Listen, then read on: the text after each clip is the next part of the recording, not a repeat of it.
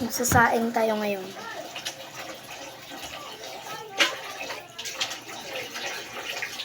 Hugasan muna natin yung kaldero.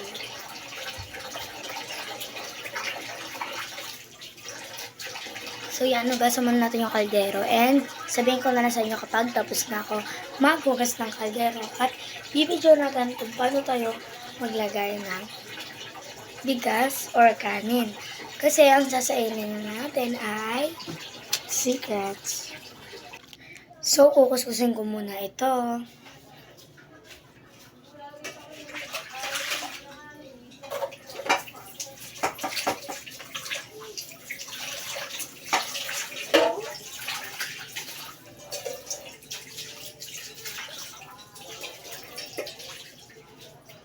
So, tapos na. And, lalagyan na natin siya ng bigas. So, update ko kayo.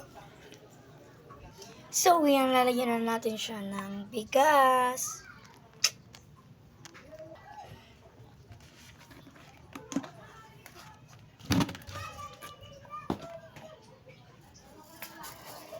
At bagyan, ang sasaingin po pala natin ay dalawa. Dalawa lang kasi nga madami kaming bahaw. So, yan.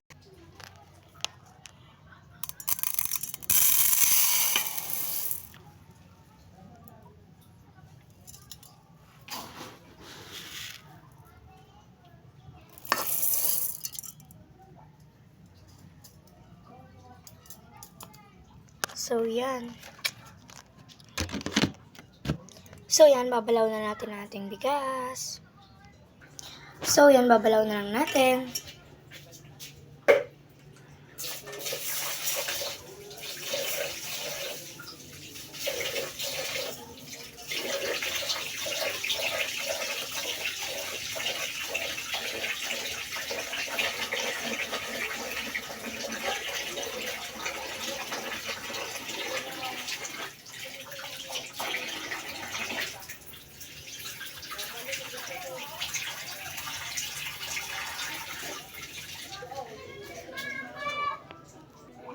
So, bali na balaw na natin siya ng isa.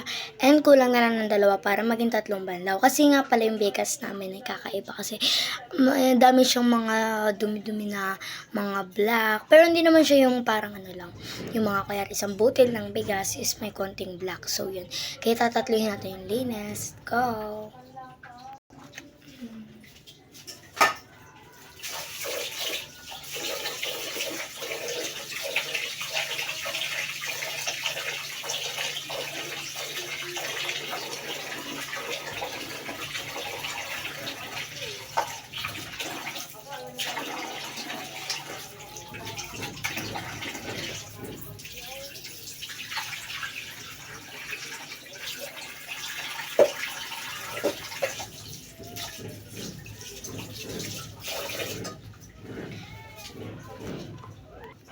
So, yan ay nakadalawa na tayo at isa na lang para siya ay maging 3.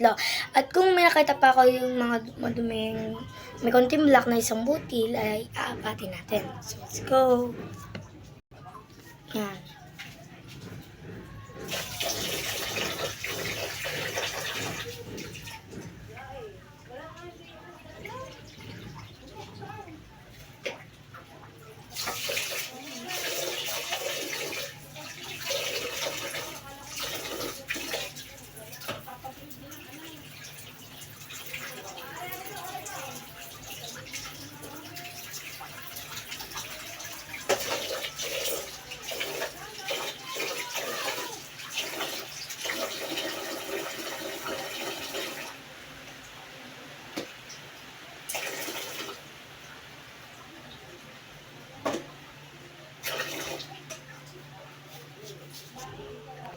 So, tapos ko na siya na 3 balawan. And ito na nga pala siya.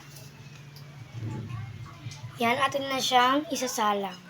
Go! Pero, bago natin siya isalang, and atin muna punasan ang kanyang ilalim. Wait.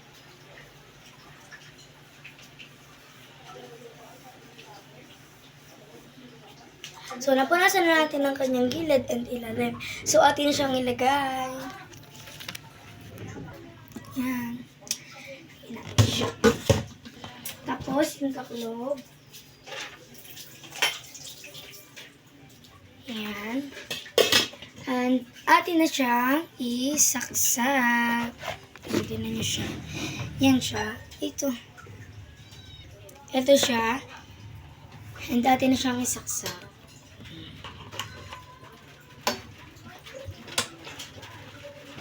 So, pupunta na tayo ngayon sa labas. Labas na tayo. Naulan dito ngayon sa amin. Kaya, parang hindi tayo masyado makakalabas.